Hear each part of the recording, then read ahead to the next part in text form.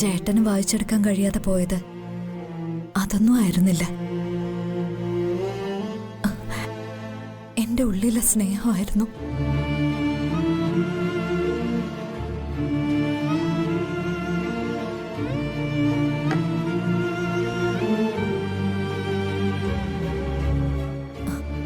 എന്റെ ഉള്ളില് ജേട്ടൻ എത്രയേറെ നിറഞ്ഞിരുന്നു എന്ന് അന്ന് ജേട്ടൻ അറിഞ്ഞിരുന്നില്ല. ഞാൻ എന്റെ ഉള്ളിൽ പ്രതിഷ്ഠിച്ച ഒരു ദേവവിഗ്രഹം വെറും കളിമൺ പ്രതിമയായി മാറുന്നത് ഞെട്ടലോടെയാ ഞാൻ കണ്ടത്. അതൊക്കെ എങ്ങനെ സഹിച്ചെന്ന് എനിക്ക് പോലും അറിയില്ല. ജീവിതം കൈവിട്ടു പോവുകയായിരുന്നെന്ന് ഞാനും അറിഞ്ഞിരുന്നില്ല. ഓർക്കുമ്പോ വിഷമം ഉണ്ടാക്കുന്ന കാര്യങ്ങളൊന്നും ഓർക്കരുത് ചേട്ടാ. മനസ്സിനെ ശാന്തമാക്കി ഉറങ്ങാൻ ശ്രമിക്ക.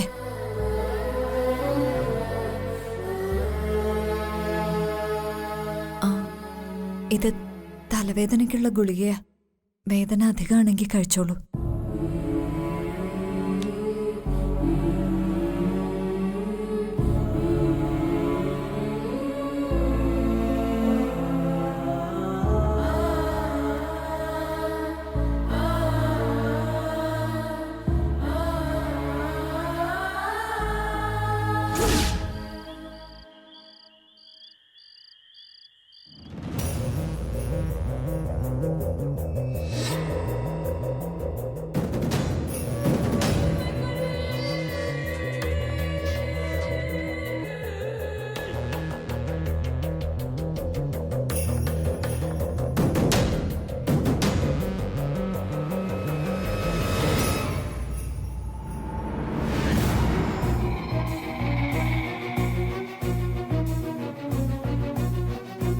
മൈഥിലി, എടീ, നീ എന്താ ഒരു സന്തോഷമില്ലാതെ ഇങ്ങനെ ദേഷ്യത്തിൽ നിൽക്കുന്നത്?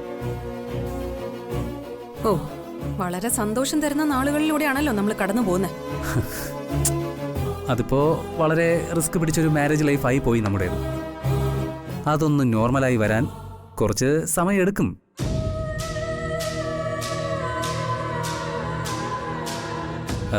എന്തായാലും ഇതുവരെ പ്രശ്നമൊന്നും ഉണ്ടായില്ലല്ലോ. എല്ലാത്തിനെയും നമ്മൾ തന്നെ അതിജീവിച്ചില്ലേ?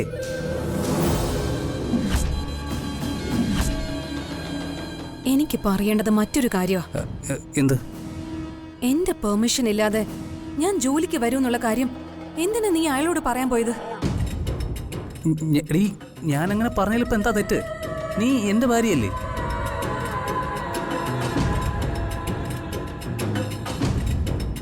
എന്ത് കാര്യമാണെങ്കിലും ഭാര്യയുടെ അനുവാദം വേണം.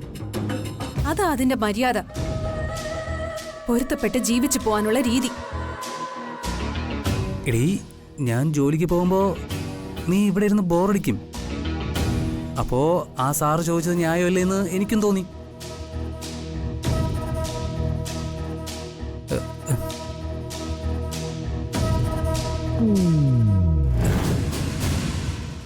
എന്താ മൈഥിലി അതിലൊരു തെറ്റ്? ജോലി, അതും അയാളുടെ അസിസ്റ്റന്റ് ആയിട്ട്. നീ ഇത്ര പൊട്ടനാണോ? അതോ നീ പൊട്ടൻ കളി കളിക്കുന്നതാണോ?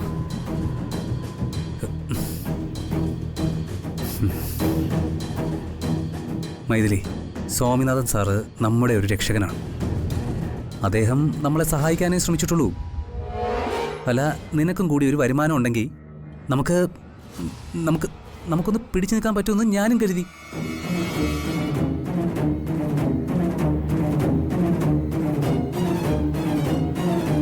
കുറച്ചു നാളും കൂടി പിടിച്ചു നിൽക്കാൻ കഴിയുമല്ലോ. എന്റെ സ്വർണം വിറ്റ കാശില്ലേ നിന്റെ കയ്യില്? എന്റെ മൈഥിലി, അതൊക്കെ പെട്ടെന്ന് തീരില്ലേ? നമുക്ക് മുന്നോട്ട് ജീവിക്കാനുള്ള ഒരു ലക്ഷ്യം കൂടി കാണണ്ടേ? നിനക്ക് മനുഷ്യരെ മനസ്സിലാവില്ലെന്ന് വെച്ചാൽ ഞാൻ എന്ത് ചെയ്യാനാ? അയാളുടെ അസിസ്റ്റന്റ് ആയിട്ട് ജോലി ചെയ്യാൻ എന്നെ കിട്ടില്ല. അതിനെന്താ മൈഥിലി നിനക്ക് ഇത്ര ഈഗോ? അല്ല, പലരും ജോലി ചെയ്യുന്നത് പലരുടെയും കീഴിലല്ലേ?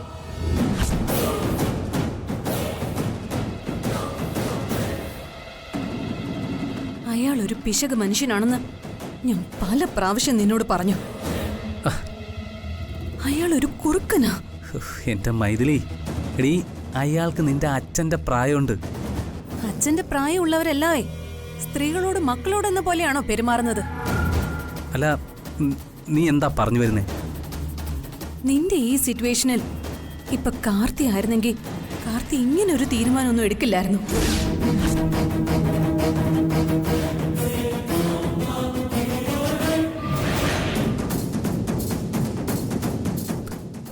അപ്പൊ അത് ശരി.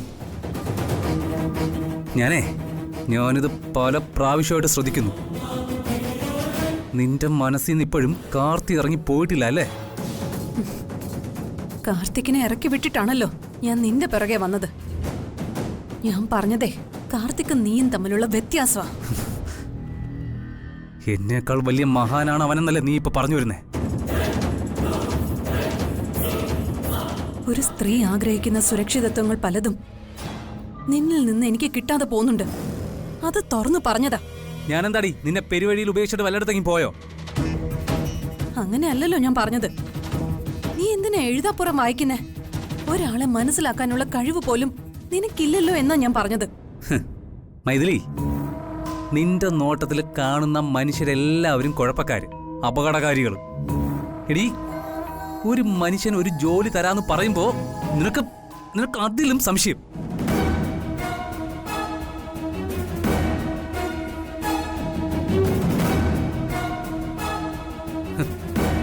എടീ, എനിക്കറിയില്ലേ എന്റെ ഭാര്യയെ സംരക്ഷിക്കാൻ.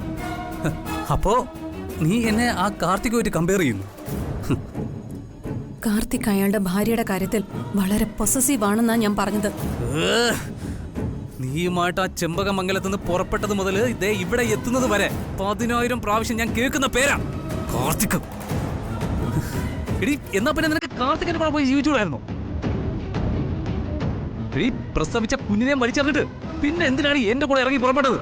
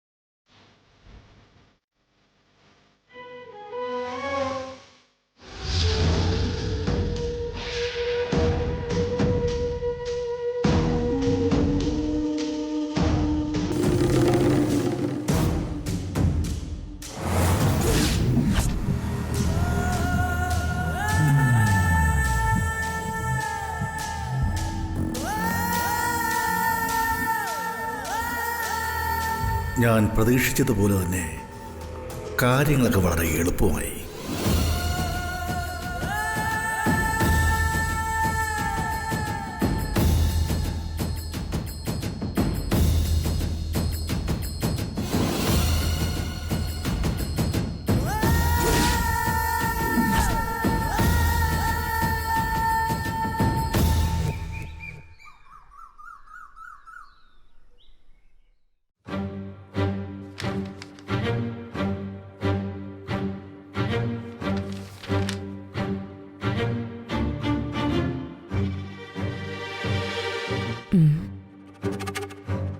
മകന് ജനിച്ച കൊച്ച് അമ്മക്കാലന്, പെണ്ണായതുകൊണ്ട് അമ്മക്കാലി.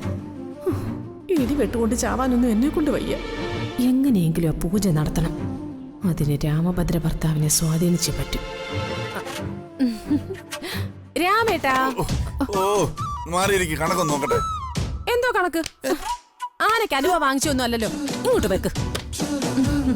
രാമേട്ടാ, എനിക്കേ എന്തോ ഒരു കാര്യസാധ്യത്തിനുള്ള പുറപ്പാടാണല്ലോ. നിന്റെ ഈ വെള്ളച്ചിൽ പിടിച്ച ഭാവം കാണുമ്പോ എനിക്ക് കാര്യങ്ങളൊക്കെ മനസ്സിലാവുന്നുണ്ട്. കാര്യം സാധിക്കാനൊന്നും അല്ല രാമേട്ടാ.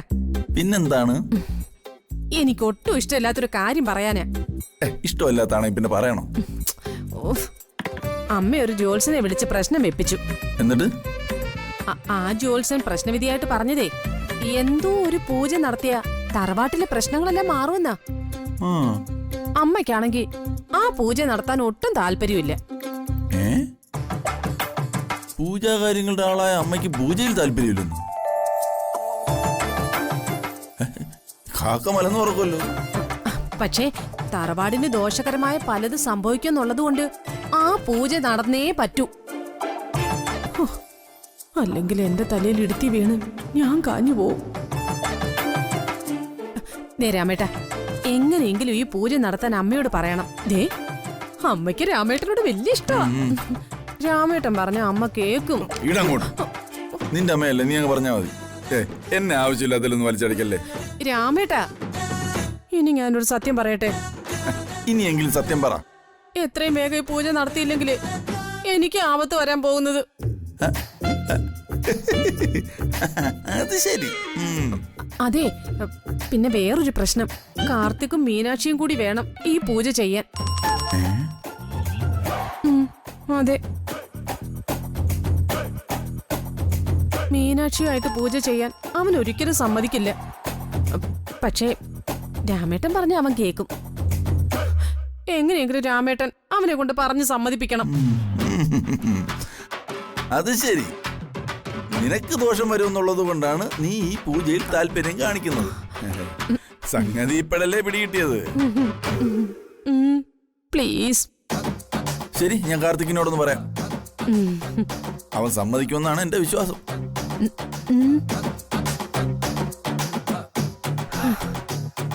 രക്ഷപ്പെട്ടു.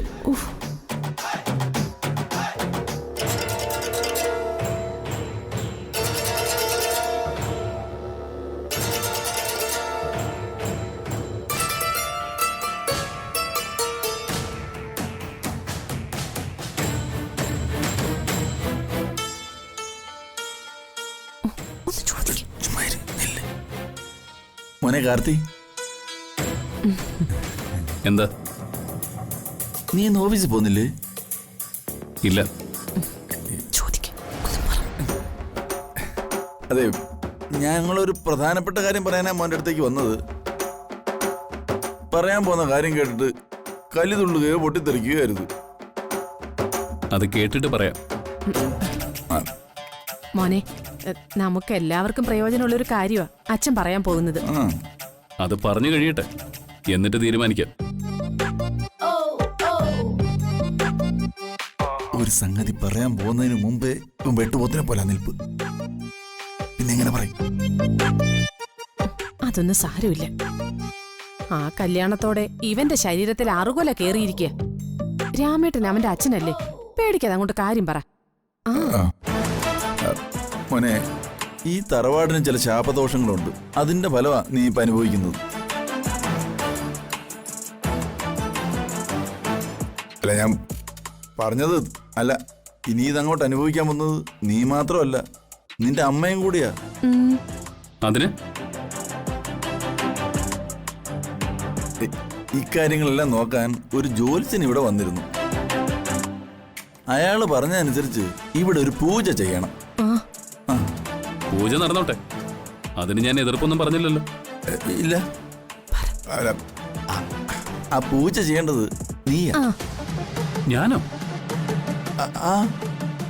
നീ ഒറ്റയ്ക്കല്ല, നീയും മീനാക്ഷിയും കൂടെ ആ പൂജ ചെയ്യണം.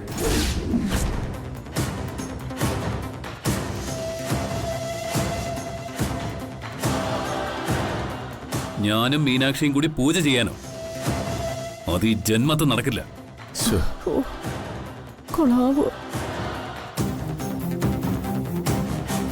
മോനെ കാർത്തി, അച്ഛൻ പറയുന്നത് നീ ഒന്ന് കേക്ക് മോനെ. നിന്റെ നല്ലതിനല്ലേ മോനെ അച്ഛൻ പറയുന്നത്. നീ ഇങ്ങനെ ഏതു നേരവും ആ മൈഥിലിയെ ഓർത്തിരുന്നിട്ട് ഒരു കാര്യമില്ല. അവള് നിന്നെ ഉപേക്ഷിച്ചിട്ട് മറ്റൊരുത്തന്റെ കൂടെ ജീവിക്കാൻ പോയവളാ. ദേ, നിന്നെ ചതിച്ചിട്ട് പോയ ദുഷ്ടയാ അവള്. അവളുടെ പേര് പോലും ഇവിടെ ആരും ഉച്ചരിക്കരുത്. അവൾ ഒരു പോക്ക് പോയി പോട്ടെ, അവളെ കുറിച്ച് നീ ഓർക്കേ വേണ്ട. ഉർവശി ശാപ ഉപകാരം എന്ന് പറയുന്ന പോലെ നിനക്ക് അനുയോജ്യമായ ഒരു പെൺകുട്ടിയെ നിനക്ക് കിട്ടി, മീനാക്ഷി.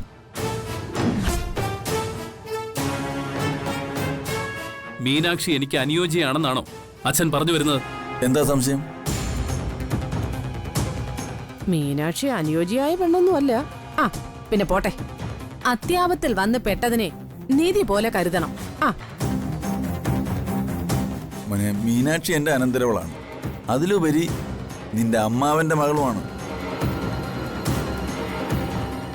മോനെ, ഇതിലും നല്ലൊരു പെൺകുട്ടിയെ നിന്റെ ജീവിതത്തിൽ എനിക്ക് കിട്ടാനും പോകുന്നില്ല.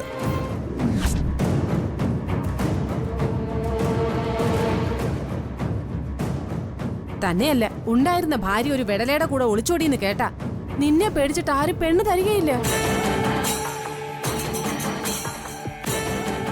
മോനെ, നീ മീനാക്ഷിയോട് വഴക്കിനൊന്നും പോകരുത്. അവളെ സ്നേഹിക്കണം. അവളെ നീ താലി കെട്ടി സ്വീകരിച്ചതാണ്. എന്തായാലും അവൾക്ക് നിന്നോട് വൈരാഗ്യമൊന്നുമില്ലെന്നും അവള് നിന്നെ സ്നേഹിക്കുന്നുണ്ടോ എന്നുള്ളതിനും തെളിവാണല്ലോ അവൾ കാട്ടിത്തന്നത്. ആ DGPയുടെ മുന്നില് അവൾ സത്യങ്ങളെല്ലാം തുറന്നു പറഞ്ഞിരുന്നെങ്കിൽ എന്താകുമായിരുന്നു നിന്റെ അവസ്ഥ?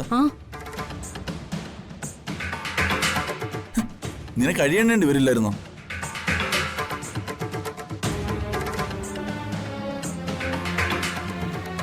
അതുകൊണ്ടൊരു കാര്യം ചെയ്യും, ആ പൂജ ചെയ്യാന്ന് സമ്മതിക്കും. ഒന്ന് സമ്മതിക്കും മോനെ. ആ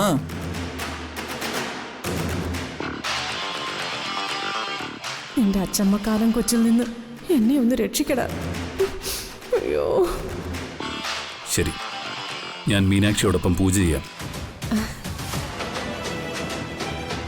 ഈ പൂജയ്ക്ക് വേണ്ടി മാത്രം ഞാൻ അവളെ എൻ്റെ ഭാര്യയായി കാണാം. മതി. അതിനുശേഷം വീണ്ടും അവൾ എൻ്റെ ശത്രുവാ.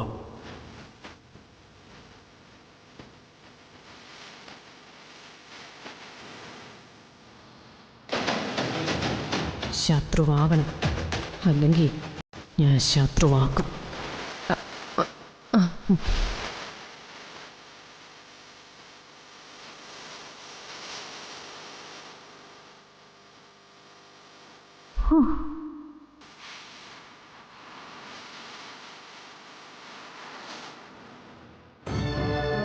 മീനാക്ഷി മറുകണ്ഠം ചാടി. അവളെ ഞാൻ വരച്ച വരയിൽ കൊണ്ടുവന്ന് നിർത്താൻ പറ്റുന്നില്ലല്ലോ. പ്രതീക്ഷിക്കുന്നത് പോലെ കാര്യങ്ങൾ എന്റെ കൈപ്പിടിയിലേക്ക് വരുന്നില്ല. എങ്ങനെയാ ചെമ്പകമംഗലത്തുകാരെ ഒന്ന് തറ പറ്റിക്കുക?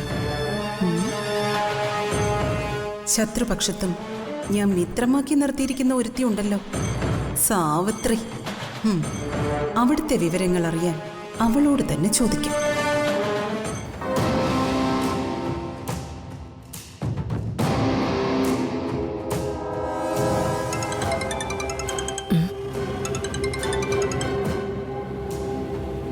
ഇന്ദ്രജി എന്റെ പുന്നാര നാത്തൂലാണല്ലോ.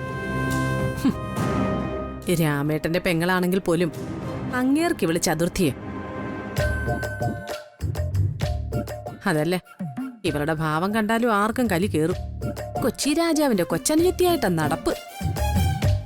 ആ മോന്ത കണ്ട മുഖം അടച്ചെന്ന് കൊടുക്കാൻ തോന്നും. പക്ഷേ എന്റെ ബെസ്റ്റ് ഫ്രണ്ടാ ന്യൂസ് ഏജൻസി പണ്ടാരം. ആ നാത്തൂനെ, നാത്തൂന് മുടിഞ്ഞ ആയുസാ കേട്ടോ.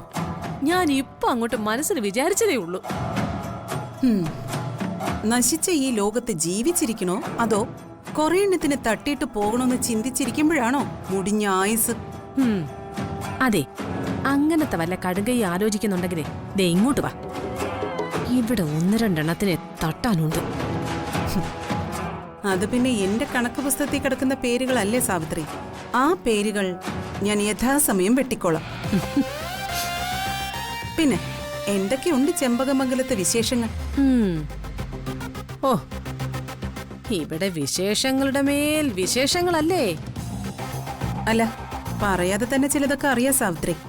പുതിയ വിശേഷങ്ങൾ എന്തൊക്കെയെന്നാ ചോദിച്ചത്. പുതിയതായിട്ട് ഒരു പൂജ, കഷ്ടകാല നിവാരണ പൂജ എന്നൊക്കെ പറയാം. കഷ്ടകാല നിവാരണ പൂജയോ? അതെന്ത് പൂജയാ? അതൊന്നും എനിക്കറിയത്തില്ല. ഏതായാലും തറവാട്ടിലെ കഷ്ടകാലങ്ങളും ദോഷങ്ങളും മാറാനുള്ള പൂജയെ. ഓ, എന്റെ കാര്യം ഇവളോട് പറയണ്ട. എങ്ങനെയാ പൂജയുടെ ചടങ്ങുകൾ? അത് അമ്പലത്തിൽ വെച്ചിട്ടാണോ അതോ?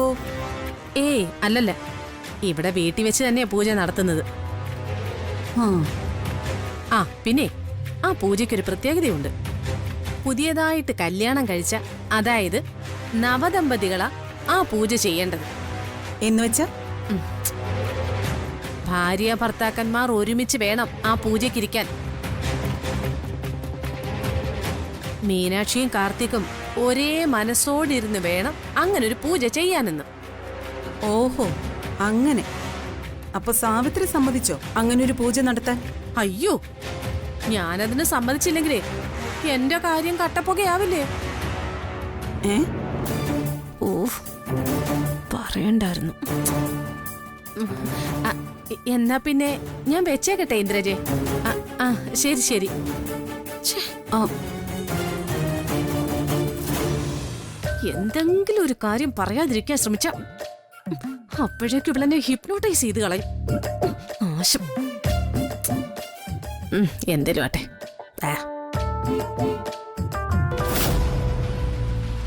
ഇവള് മറുകണ്ഠം ചാടിയോ? വിശ്വസിക്കാൻ പറ്റില്ല. വിഷം കൂടിയ പാമ്പ.